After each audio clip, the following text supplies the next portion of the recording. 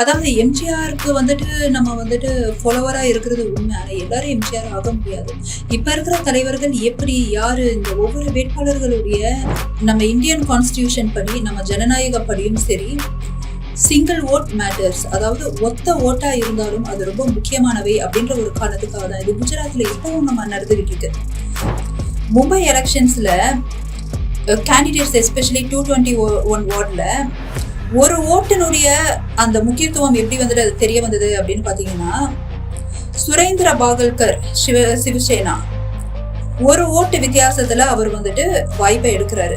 காலங்காலமா நடந்துகிட்டே வருதுங்க. இந்த அவல நிலை மாறிதான் ஆகணுங்க. சிஸ்டமே மாறணும் அப்படின்றதுதான் என்னுடைய பாயிண்ட். அதுலயும் பாத்தீங்கன்னா இப்ப நான் ஓப்பனாவே நான் பேரோட சொல்றேங்க. ஏன்னா இது எல்லாமே வந்துட்டு எல்லா காணொலிகளையும் பாக்குறதுதான். கீழே இருக்கக்கூடிய அரசியல்வாதிகள், அமைச்சர்கள், எம்எல்ஏக்கள், மற்ற எல்லா கவர்மெண்ட் அதிகாரிகளுக்குமே லஞ்சம் வாங்கக்கூடிய அந்த பொறுப்பை ஒரு மனிதன், தனி மனிதன் யாரெல்லாம் பணம் வாங்குறாங்களோ அந்த பொறுப்பை அவங்க தாரை வார்த்து கொடுக்கிறார்கள் அப்படின்றத வந்துட்டு நம்ம வந்துட்டு முன்கூட்டியே அதை வந்துட்டு புரிஞ்சுக்கணும்.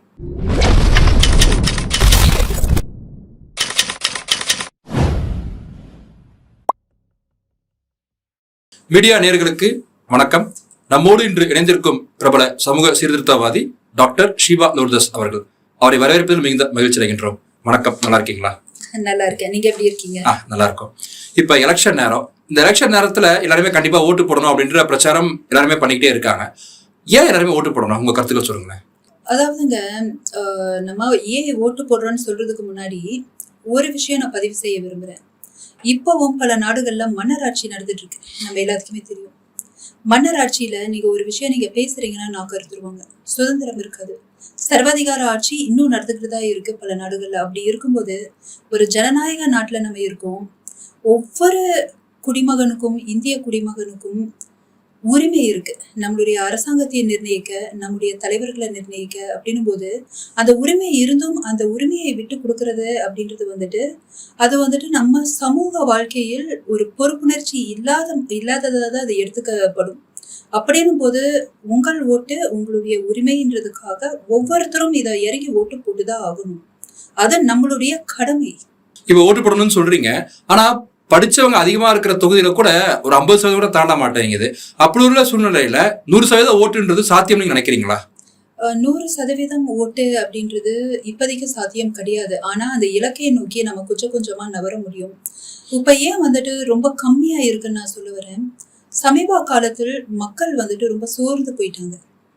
அதாவது நான் தமிழ்நாட்டை பத்தி நம்ம வந்துட்டு சுருக்க நம்ம பேசலாம். ஏன்னா நம்ம அந்த இந்தியா அப்படின்ட்டு பேசுறத விட நம்ம தமிழ்நாடுன்னு சுருக்கி பேசினா மக்கள் வந்துட்டு இதுதானா, எந்த தலைவர்கள் மேலேயும் நம்பிக்கை இல்லைங்க. அதுவும் கண்டினியூஸா திராவிட ஆட்சிகள் தான். பெரிய மாற்றங்கள் வந்துட்டு இல்ல. ஒரு கட்டத்துல சோர்ந்து போயிட்டு எந்த தலைவருக்கு ஓட்டு போட்டாலும் இதுதான் நடக்க போகுது அப்படின்ற மனநிலைக்கு வந்துடுறாங்க.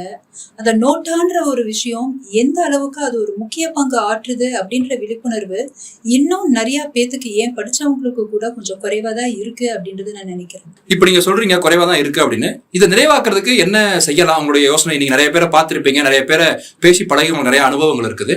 என்ன சில உங்களுடைய அனுபவம் சொல்ல முடியுங்களா? அதாவது மக்கள் வந்து பாத்தீங்கன்னா நோட்டாவுடைய முக்கியத்துவத்தை ஃபர்ஸ்ட் புரிஞ்சுக்கணுங்க. நோட்டானா என்ன? நிறைய பேருக்கு நோட்டாவுடைய ஃபுல் ஃபார்மே தெரியாது. None of the above.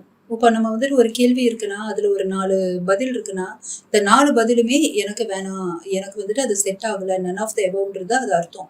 இது ஏன் முக்கிய பங்கு ஆற்றுது அப்படின்னா, இப்போ ஒரு தொகுதியில நோட்டா வந்துட்டு அதிக ஓட்டுகள் வாங்குச்சு அப்படின்னா அந்த தலைவர்களுக்கு அது ஒரு மிகப்பெரிய விழிப்புணர்வு. மக்கள் அவங்க மேல அதிருப்தியில இருக்காங்க அப்படின்றத தெரிஞ்சுப்பாங்க. ரொம்ப முக்கியமா பாத்தீங்கன்னா அது அடுத்த தடவை அவங்களுடைய வழிவகைகள் எப்படி மக்கள் சார்ந்த அந்த ஸ்கீம்ஸை கொண்டு வரலாம், எப்படி அவங்க வந்துட்டு அணுகுமுறையை அவங்க சரி பண்ணலான்ற அந்த ஒரு விழிப்புணர்வு வருங்க. நோட்டா ஒரு கட்டத்துக்கு மேல அதிகமாச்சு அப்படின்னு கேட்டா அந்த நோட்டாக்கு அடுத்த உள்ள எந்த கட்சி அதிக ஓட்டு வாங்கி இருக்கோ அதுதான் வந்துட்டு வின் பண்ணும். இந்த நோட்டா அப்படின்ற அந்த ஒரு கான்செப்ட் ரொம்ப முக்கியமான ஒரு விஷயம். இப்போ நீங்க சொல்றீங்கல்ல இதை எப்படி நம்ம சரி பண்ணலாம் அப்படின்னு, ரெகுலரா விழிப்புணர்வு மாதிரி ஒரு கேம்பெயின் வைக்கணுங்க. அது ஒவ்வொரு சமூக சீர்திருத்தவாதி வந்துட்டு பண்ணிட்டு இருக்கிறதோட இது கவர்மெண்ட் இனிஷியேட்டிவ் எடுத்து இப்போ இன்னும் கவர்மெண்ட் பண்ணிட்டு தான் இருக்காங்க. உங்கள் ஓட்டு உங்கள் உரிமைன்னு சொல்லிட்டு தான் இருக்காங்க. பட் இருந்தாலும் மக்களுக்கு என்னன்னா அந்த ஒரு நம்பிக்கை இன்னும் வந்துட்டு பெறல. ஒரு நல்ல தலைவர் நமக்கு இன்னும் வந்துட்டு தலைவர் தமிழ்நாட்டுல அமையல. நம்ம ஒவ்வொரு தடவையும் நம்பி நம்பி ஓட்டு போறோம். இதுக்கப்புறம் நம்மளுடைய நிலைமை என்ன, இதேதான் அப்படின்ற ஒரு விஷயம் இருக்கு. ஒரு நல்ல தலைவர் வரும்போது, ஒரு நல்ல தலைமையோட நம்ம தமிழ்நாடு மாறும்போது நிச்சயமாக மக்கள் ரொம்ப சந்தோஷமா போய் அவங்களுடைய உரிமையை எடுத்து நாடுவாங்க. கொஞ்சம் விழிப்புணர்வு அதிகமா தேவை. இன்னும் அரசாங்கம் கொஞ்சம் அதை வந்துட்டு கொஞ்சம் கவனமா அதை எடுத்து ஒரு விழிப்புணர்வு கொடுத்தா ஒரு மாற்றத்தை நம்ம இந்த எலெக்ஷன்ல கூட கொண்டு வர முடியும். நீங்க சொல்றீங்க நல்ல தலைவர்கள் இல்ல அப்படின்னு, அப்ப இருக்கிற தலைவர்கள் நீங்க குறை சொல்ற மாதிரி இருக்கே. இருக்கிற தலைவர்களை குறை சொல்ற மாதிரிலாம் இல்லைங்க. நீங்க ஏன் அதை அப்படி எடுத்துக்கிறீங்க? நான் குறை தான் சொல்றேன். அதுவும் ஸ்ட்ரெயிட் ஃபார்வர்டா நான் குறை தான் சொல்றேன். அதனாலதான் மக்கள் அதிருப்தியா இருக்காங்க அப்படின்னு நான் சொல்ல வரேன். இதை சரி பண்றதுக்கு அந்த ஆயுதம் தான் ஓட்டு. அதை மக்கள் சரியா பயன்படுத்தல அப்படின்ற உணர்வு உங்களுக்கு நீங்க வெளிப்படுத்தினீங்க. ஒரு சின்ன எடுத்துக்காட்டு நான் சொல்றேன். விஜயகாந்த் மறைவுக்கு எவ்வளவு கூட்டம் வந்தாங்க, எவ்வளவு மக்கள் வந்துட்டு அலை அலையாய் வந்தாங்க. அவங்களுடைய அன்பை எப்படி காமிச்சாங்கன்னு நம்ம எல்லாருமே பார்த்தோம். அந்த மக்கள் ஏன் அவர் உயிரோடு இருக்கும்போது கூட்டணிக்கெல்லாம் முன்னாடி அவர் முயற்சி எடுத்து அதுக்கப்புறம் வர முடியாம தானே அவர் கூட்டணியிலையும் வந்து இணைந்தார் அரசியல் வாழ்க்கையில. ஏன் அப்போ மக்கள் அப்போ வந்துட்டு தெளிவான ஒரு முடிவை எடுக்கல? ஒருத்தர் இருக்கும்போது சரியான முடிவை எடுக்காம ஒருத்தர் தவறி போனதுக்கு அப்புறம் வந்துட்டு சில முடிவுகளை எடுத்து அன்பை காட்டி என்ன பிரயோஜனம்ன்ற ஒரு சின்ன எடுத்துக்காட்டு தான் நம்ம மக்கள் இன்னும் தெளிவாகணும் அப்படின்றதுக்காக. இப்போ ஒன்றும் இல்லை. இப்போ மக்கள் வந்துட்டு எம்ஜிஆருடைய பக்தன் நானு அப்படின்னு சில பேரும், இல்லை நான் வந்துட்டு அண்ணாதுரையுடைய பக்தன் அப்படின்னு சில பேரும், இன்னும் அந்த ஒரு கட்சின்ற ஒரு பேரு இந்த 2 தலைவர்களுக்காக மட்டுமே இப்பவும் ஓட்டு போடும்போது ஒரு விஷயம் ஏன் அவங்க தெளிவா இல்லை, இப்ப இருக்கிற தலைவர்கள் அந்த தலைவர்களுக்கு ஈக்குவலா இருக்காங்களா? அதாவது எம்ஜிஆருக்கு வந்துட்டு நம்ம வந்துட்டு ஃபாலோவரா இருக்கிறது உண்மை. ஆனா எல்லாரும் எம்ஜிஆர் ஆக முடியாது. இப்ப இருக்கிற தலைவர்கள் எப்படி, யாரு, இந்த ஒவ்வொரு வேட்பாளர்களுடைய பேக்ரவுண்ட் என்ன, அவங்க எந்த அளவுக்கு மக்களுக்காக உழைக்கக்கூடியவங்களா, இல்ல பெண்களை வந்துட்டு ரொம்ப மேன்மையாக நடத்தக்கூடக்கூடியவர்களா, ஊழலை வந்துட்டு அழிக்கக்கூடியவங்களா அப்படின்னு தெரிஞ்சுக்கிட்டு ஓட்டு போடணும். ஆனா மக்கள்கிட்ட அந்த ஒரு தெளிவு இருக்கிறதே இல்லைங்களே. ஸோ இந்த மாதிரியான ஒரு விஷயங்கள்ல மக்கள் தன்னுடைய உரிமையை வந்துட்டு தெளிவா பயன்படுத்திக்கிறது இல்லை அப்படின்றதுதான் நான் நினைக்கிறேன். எப்பொழுதுமே ஒரு தெளிவான நபர் பார்த்தீங்க அப்படின்னா ஒரு கட்சிக்கு பார்த்து கண்ணு மூடிட்டு ஓட்டு போட மாட்டாங்க. அந்த வேட்பாளர்களுக்கு ஓட்டு போடுவாங்க. அந்த வேட்பாளர் எந்த அளவுக்கு படிச்சிருக்காங்க, அவங்களுடைய அட்மினிஸ்ட்ரேட்டிவ் ஸ்கில்ஸ் என்ன இருக்கும். எல்லாருமே போன் வித் சில்வர் ஸ்பூன் இல்லை வந்துட்டு டைமண்ட் ஸ்பூன் அப்படின்னா அந்த மாதிரி மக்கள் கையில பணம் இருக்கு அப்படின்ட்டு எலெக்ஷன்ல நின்று நான் வந்துட்டு தலைவர் ஆகுறேன், அமைச்சர் ஆகுறேன், எம்எல்ஏ ஆகுறேன்ட்டு ஆயிட்டு இருந்தா அவங்களுக்கு எப்படி வந்துட்டு அடித்தட்டு மக்களுடைய வேதனைகள் புரியும்? இது எல்லாத்தையுமே உணர்ந்து ஒரு விழிப்புணர்வோட தன்னுடைய தலைவர்களை, வேட்பாளர்களை வந்துட்டு எந்த வேட்பாளர்களை தலைவரா தேர்ந்தெடுக்கணும் அப்படின்ற அந்த ஒரு விழிப்புணர்வு மக்கள்கிட்ட வந்துட்டு நல்லாவே இருக்கணுங்க.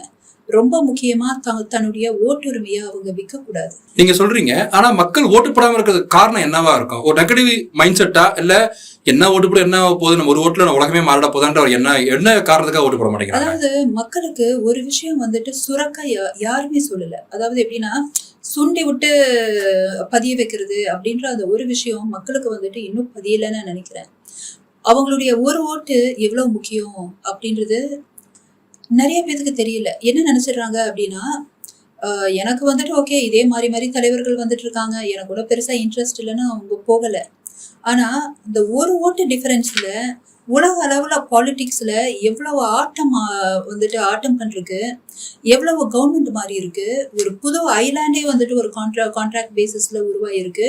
ஏன் நம்ம இந்தியாவிலேயே இந்த மாதிரி ஒரு பல விஷயங்கள் நடந்திருக்கு. ஒரு விழிப்புணர்வுக்கு நான் சில சம்பவம் நான் சொல்ல விரும்புறேன். ஏன்னா இப்ப ரீசெண்டா எங்க ஃபவுண்டேஷன் சார்பா இந்த மாதிரி விழிப்புணர்வை நாங்க நடத்திக்கிட்டு வரோம். நிறைய தன்னலவர்கள் பண்ணிட்டு இருக்காங்க. அதுக்கான சில ஒரு சர்வே ரிப்போர்ட் எங்ககிட்ட இருக்கு. நம்ம வந்துட்டு இந்தியாவில் நம்ம வந்துட்டு எவ்வளவு பேருக்கு தெரியும், மஹாந்த் பரதாஸ் அப்படின்ற ஒரு நபர். இவங்க வந்துட்டு குஜராத்தில் உள்ள ஒரு காட்டில் வாழக்கூடிய ஒரு மலைவாழ் நபர். இவர் ஒருத்தர் தான் அந்த ஒரு இனத்திலேயே வந்துட்டு மீதி இருக்காரு. ஆனா இவர்கிட்ட இருந்து கூட ஓட்டு மிஸ் ஆகக்கூடாதுன்ற ஒரு காரணத்துக்காக அந்த காட்டுல இவருக்காக மட்டுமே வந்துட்டு ஒரு போலிங் ஓட்டிங் அந்த ஒரு இது வச்சிருக்காங்க. இதுல நான் என்ன சொல்றேன்னா, ஏன்னா நம்ம இந்தியன் கான்ஸ்டிடியூஷன் படி, நம்ம ஜனநாயக படியும் சரி, சிங்கிள் ஓட் மேட்டர்ஸ், அதாவது ஒத்த ஓட்டா இருந்தாலும் அது ரொம்ப முக்கியமானவை அப்படின்ற ஒரு காரணத்துக்காக தான் இது குஜராத்ல இப்பவும் நம்ம நடந்துகிட்டு இருக்கு. இதை வந்துட்டு நம்ம ஜெனரல் ரூலுடைய எக்ஸப்ஷன்ல இதை பண்ணிக்கிட்டு இருக்காங்க. அப்ப அதனுடைய முக்கியத்துவம் நம்ம புரிஞ்சுக்கணும். 1962 2 எம்பிக 9 ஓட்டு டிஃபரன்ஸ்ல டக்குன வாய்ப்பை, அதுவும் லீடிங் எம்பியா இருந்தவங்க வாய்ப்பை இழந்துக்கிட்டு ரன்னர் அப் ஆயிருக்காங்க 1962. அது என்ன கட்சி நான் அதை சொல்ல வரலன்னா, இன்னும் நான் பல டேட்டாவோடவே நான் வந்து சொல்றேன் பாருங்களேன். எல்லாருக்கும் அந்த வாஜ்பாய் அந்த கவர்மெண்ட் கவுந்த அந்த சம்பவம் நமக்கு தெரியும். 1999 லோக்சபா எலெக்ஷன் என்னாச்சு, நம்பிக்கையில்லாத தீர்மானம் போட்டு கவுத்தாங்களா, கவர்மெண்ட்டையே கவுத்தாங்க. 13 மாசம் அந்த கவர்மெண்ட் இருந்து 13 மாசம் கழிச்சு அந்த கவர்மெண்ட்டை வந்துட்டு ஒரு ஓட்டு டிஃபரன்ஸ்ல அந்த கவர்மெண்ட் வீழ்த்தப்படுச்சு. ஆனா பின்னாடி ஓகே சில மாதங்கள்லயே அந்த கவர்மெண்ட் ஃபார்ம் பண்ணிட்டாங்க, அது வேற விஷயம். ஆனா அந்த ஒரு ஓட்டினுடைய முக்கியத்துவத்தை நான் சொல்றேன். அதை தவிர்த்து 2004 கர்நாடகா அசம்பிளி எலெக்ஷன்ல ஜனதா தாள் அப்படின்ற அந்த கட்சி ஓரியன்டா ஆர் கிருஷ்ணமூர்த்தி அப்படின்றவரு காங்கிரஸ சார்ந்த துருவ் நாராயணன் அப்படின்ற நபர்கிட்ட ஒரு ஓட்டு டிஃபரன்ஸ்ல தன்னுடைய வாய்ப்பை மிஸ் பண்ணாரு. இதுல என்ன தெரியுங்களா வேதனையான ஒரு விஷயம், அவருடைய டிரைவரை ஓட்டு போட சொல்லல, டிரைவரை வெயிட் பண்ண சொன்னாரு. ஒருவேளை அந்த டிரைவர் ஓட்டு போட்டிருந்தாரு அப்படின்னா இவரு அந்த வாய்ப்பை வாங்கியிருப்பாங்க. இதை நான் ஏன் எதுக்கு சொல்ல வரேன்னா, அந்த ஒரு ஓட்டு பாருங்க, நினைச்சிருந்தா அவங்க டிரைவர் ஓட்டு போட்டிருந்தா கூட இவர் வந்துட்டு அந்த எலெக்ஷன்ல வின் பண்ணியிருக்க முடியும். ஒரு ஓட்டு டிஃபரன்ஸ்ல வாய்ப்பை இழந்துட்டாங்க. மக்கள் வாய்ப்பை மாத்துறாங்க, அதை நம்ம புரிஞ்சுக்கணும். 2008 சிபி ஜோஷி, இது எல்லாத்துக்குமே வந்துட்டு தெரிஞ்ச பேரு. இந்த நார்த் வெஸ்ட் இந்தியன் ஸ்டேட் ராஜஸ்தானுடைய அசம்பிளி பொசிஷனுக்கு ட்ரை பண்ணாங்க. ஒரு ஓட்டு டிஃபரன்ஸ்ல மிஸ் ஆறாரு. இதுவும் ஒரு வேதனைக்குரிய விஷயம். என்ன அப்படின்னு பாத்தீங்கன்னா, இவர் சிபி ஜோஷி அப்படின்றவரு, அவருடைய ஒய்ஃப், அவங்களுடைய அம்மா, அவங்களுடைய பர்சனல் டிரைவர், இவங்க 3 பேரும் அன்னைக்கு ஓட்டு போட வரல. ஒருவேளை அவங்க வீட்டுல உள்ள அவங்க அம்மா, தாயார், அவங்க டிரைவர் ஓட்டு போட்டிருந்தா சிபி ஜோஷி இவர் வந்துட்டு அந்த வாய்ப்பை பிடிச்சிருப்பாரு 2008. அதாவது ஒரு ஓட்டு எந்த மாதிரியான மாற்றம் கொண்டு வருது அப்படின்றத நீங்க ஒவ்வொருத்தரும் புரிஞ்சுக்கணும். இப்ப 2015 இப்ப ரீசென்ட்லி இது நடந்த சம்பவம். அது குல்விந்தர் கார் ரங்கி, நம்ம காங்கிரஸ், இவங்க ஒரு ஓட்டு டிஃபரன்ஸ்ல அகாலிடால் அப்படின்ற நிர்மல் கார், அகாலிடால் அப்படின்னு கூடிய அசாத் குரூப், அந்த இயக்கத்தினுடைய தலைவர் நிர்மல் கார்ட்ட ஒரு ஓட்டு வித்தியாசத்துல தோத்து போறாரு. இது வந்துட்டு என்ன எலெக்ஷன்லன்னு பாத்தீங்கன்னா, மொஹாலி முனிசிபல் கார்பரேஷன் எலெக்ஷன் 2015. இதெல்லாம் நான் வந்துட்டு இப்போ தற்போது நடந்த இந்தியா நிலவரம் நான் சொல்றேன். 2017 பிஎம்சி எலெக்ஷன், இது எல்லாருக்குமே அது சமீபத்துல தெரிஞ்ச ஒரு விஷயம்தான். மும்பை எலெக்ஷன்ஸ்ல கேண்டிடேட்ஸ் எஸ்பெஷலி 221 வார்டுல ஒரு ஓட்டினுடைய அந்த முக்கியத்துவம் எப்படி வந்துட்டு அது தெரிய வந்தது அப்படின்னு பாத்தீங்கன்னா, சுரேந்திர பாகல்கர் சிவசேனா ஒரு ஓட்டு வித்தியாசத்துல அவர் வந்துட்டு வாய்ப்பை எடுக்கிறாரு. பிஜேபி உடைய கேண்டிடேட் அதுல் ஷா திரும்ப ரீகவுண்ட் கேட்கிறாரு. ரீகவுண்ட்ல என்ன ஆகுதுன்னா அப்படியே உல்டா ஆகுது. நல்லா பாத்துக்கோங்க. சிவசேனா சுரேந்திர பாகல்கார் அவர் வந்துட்டு மேக்சிமம் ஓட்டு ஒரு ஓட்டு டிஃபரன்ஸ்ல அதிகமா இருக்கிறாரு. அப்போ பிஜேபி கேண்டிடேட் அதுல் ஷா வந்துட்டு எனக்கு ரீகவுண்ட் வேணும்னு கேட்டு ரீகவுண்ட் பண்ணா ஒரு ஓட்டு அதுல் ஷாக்கு அதிகமாகுது. சுரேந்திர பாகல்கார் தோத்து போறாரு. ஒரு ஓட்டு டிஃபரன்ஸ் ஆக்சுவலி தோத்து போறாருன்றதோட ரீகவுண்ட் பண்ணா ஈக்குவல் ஆகுது. அதுக்கப்புறம் லாட்ரி பேசிஸ்ல அது முடிவு பண்ணுவாங்கன்னு வைங்களேன். ஒரு ஓட்டினுடைய முக்கியத்துவம் இதெல்லாம் நான் சொல்றது இந்தியாவுக்குள்ள ஒரு சின்ன சினாரியோ தான். ஒவ்வொரு வருஷமும் இந்த மாதிரி பல சினாரியோ நடந்துகிட்டு இருக்கு. இது வந்துட்டு லோக்சபா எலெக்ஷன்ஸ்ல மட்டும் கிடையாது. நம்ம உள்ளாட்சி தேர்தல்ல இருந்து ஒரு ஓட்டு வந்துட்டு 1 ஓட்டு 2 ஓட்டு 3 ஓட்டு 50 ஓட்டுன்னு எல்லாம் சாதாரணமா நினைக்கிறீங்க. ஆனா அது அந்த தொகுதியினுடைய அந்த மாநிலத்தினுடைய அந்த நாட்டினுடைய தலையெழுத்தையே மாத்த வேணும் அப்படின்ற அந்த ஒரு விழிப்புணர்வு எல்லாத்துக்குமே வேணும். இதை தவிர்த்து பாத்தீங்க அப்படின்னா வேர்ல்டு பாலிடிக்ஸ் ரெக்கார்டே இருக்குங்க. அதெல்லாம் சொன்னோம்னா இந்த காணொலி 2 வருஷம் போய்கிட்டே இருக்கும். ஒரு நாடே வந்துட்டு ஒரு ஓட்டு டிஃபரன்ஸ்ல புதுசா உருவாயிருக்குங்க. ஒரு நம்பிக்கை இல்லாத தீர்மானத்தினால ஒரு ஐலாண்ட வந்துட்டு ஒரு நாடு வந்துட்டு இறந்திருக்குங்க. ஏன் வாரெல்லாம் வந்துட்டு இந்த போர் புரியுது கூட வந்துட்டு அதுக்கான ஒரு வாக்கெடுப்புல வின் பண்ணி போர்லாம் நடந்து மக்கள் எல்லாம் உயிரிழந்திருக்காங்க.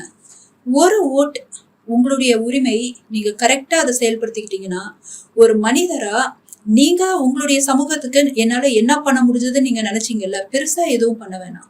உங்களுடைய உரிமைய நீங்க நிலைநாட்டினாலே போதும் அப்படின்றத என்னுடைய கருத்து. உங்களுடைய இந்த பேச்சு மூலியமா நிச்சயமா நேயர்களுக்கு ஒரு தெளிவான புரிதல் கிடைச்சிருக்கும்னு நம்புறோம். அவங்க கண்டிப்பா ஓட்டு போடுவாங்கன்னு நினைக்கிறோம். சில கட்சிகள் அவங்களுக்கு எதிராக ஓட்டு போடுறாங்களா, ஓட்டு போடாம தடுக்கிறாங்க அப்படின்ற மாதிரிலாம் செய்திகள் காட்டப்படுது. அதை எப்படி நீங்க பாக்குறீங்க? அது எப்படின்னாங்க, சில கீழ்த்தட்டு மக்களுக்கு அது நடந்திருக்கு. அதை நம்ம கவனிச்சிருக்கோம். எப்படின்னா, கொஞ்சம் மெஜாரிட்டியா ஒரு கட்சிக்காரங்க இருப்பாங்க. அவங்க அதுலயும் பாத்தீங்கன்னா இந்த பணம் கொடுத்தெல்லாம் கொஞ்சம் எல்லாம் பண்ணுவாங்க. சத்தியம்லாம் வாங்கிட்டு போவாங்க. இந்த சாமி பேரெல்லாம் சொல்லிட்டு பக்கத்துலயே இந்த கோயில் இருக்கும். இந்த சாமி மேல சத்தியமா நீ பணம் வாங்கியிருக்க, எங்ககிட்ட தான் போடணும்னுவாங்க. நிறைய பேர் மிரட்டுவாங்க. பாரு, உனக்கு ஏதாவது தேவைன்னா நாங்களும் தான் வரோம், எங்களுக்கு நீ ஓட்டு போடலன்னா நாளைக்கு நாங்க எதுனா வரமாட்டோம் அப்படின்றாங்க. இதெல்லாம் காலங்காலமா நடந்துகிட்டே வருதுங்க. இந்த அவல நிலை மாறிதான் ஆகணுங்க. சிஸ்டமே மாறணும் அப்படின்றதுதான் என்னுடைய பாயிண்ட். அதுலயும் பாத்தீங்கன்னா, இப்ப நான் ஓப்பனாவே பேரோட சொல்றேங்க. ஏன்னா இது எல்லாமே எல்லா காணொலிகள்லயும் பாக்குறதுதான். சிலர் இந்த தேர்தல் பிரச்சாரத்துல, இப்ப திருமாலாம் பாத்தீங்கன்னா சிதம்பரத்துல ஓப்பனா என்ன சொல்றாங்க அப்படின்னா, அதாவது ஒருத்தர் பிரச்சாரம் கொடுக்கும்போது அவங்கனால என்னென்ன பண்ண முடியும்னு சொல்லணும். அப்படியே ஆப்போசிட்டான சில ஸ்ட்ராட்டஜி ஃபாலோ பண்றாங்க. அதாவது மக்களை பயமுறுத்துறது. அதாவது இவங்க பிஜேபி ஆட்சிக்கு வந்தா பைபிளை எரிச்சிடுவாங்க, மசூதியை இல்லாம பண்ணிடுவாங்க, ரேஷன் கடன்ற ஒன்னே இருக்காது, ரேஷன் பொருட்கள் கான்செப்ட் இருக்காது. அதாவது மிரட்டி பயமுறுத்தி, அது அது அது கரெக்டான விதம் கிடையாதுங்க. எங்க ரேஷன் கடை இல்லாம போயிருக்கு, எங்க பைபிளை நம்ம எரிக்கிறாங்க. ஏதோ 1-2 சினாரியோனா அது எல்லா இயக்கங்களையும் நடக்குது, எல்லா கட்சிகளையும் நடக்குது, எல்லா சமூகத்திலையும் நடக்குது.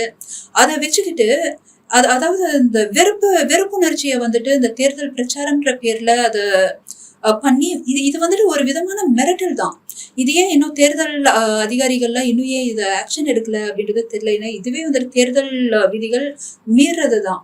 அதாவது மதம் சார்ந்த அந்த ஒரு பிரிவினையை உருவாக்குறது, பயமுறுத்துறது தான் இப்ப அது நடந்துகிட்டு இருக்கு.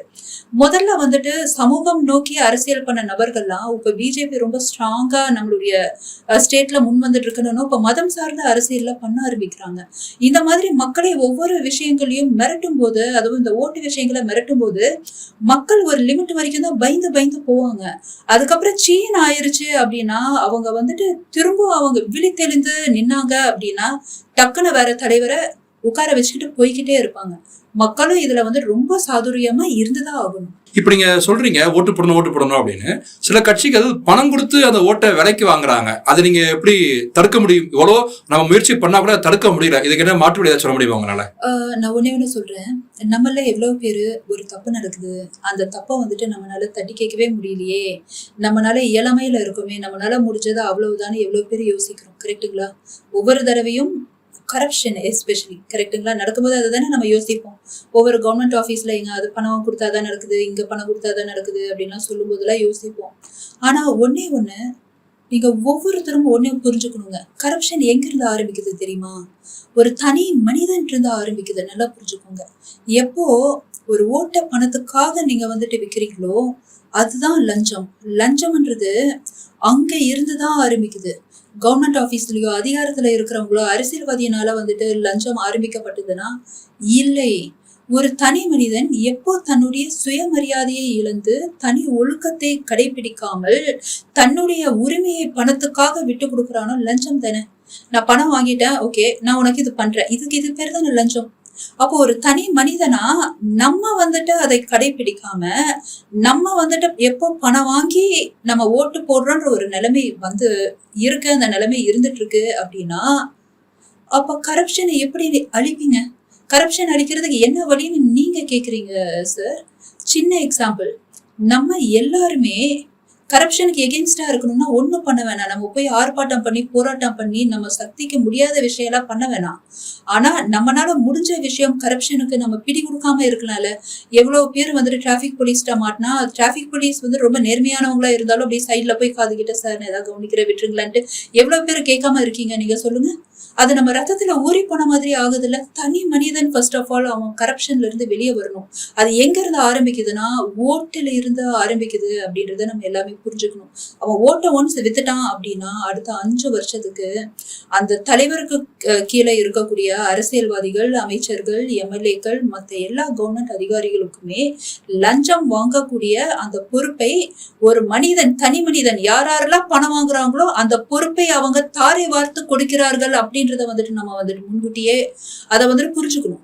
இதை தனி மனிதன் உணராம நான் அவனை குறை சொல்றேன், இவனை குறை சொல்றேன், அவங்க தட்டி கேட்க மாட்டாங்களா, இவங்க தட்டி கேட்க மாட்டாங்களான்னா நம்மளே வந்துட்டு ஒழுக்கம் தவறிட்டு நம்மளே நம்மளுடைய உரிமையை நிலைநாட்டாகாம நம்ம வந்துட்டு தன்மானத்தை இழந்து நம்ம பணத்துக்காக ஓட்டை வைக்கும்போது இன்னொருத்தர் பணம் வாங்கதான் செய்வாங்க, லஞ்சம் இருக்கதான் செய்யும். மாற்றம் எப்பொழுதுமே தனி மனிதன் இருந்து வந்தா மட்டும்தான் ஒரு மிகப்பெரிய மாற்றத்தை நம்ம பார்க்க முடியும்.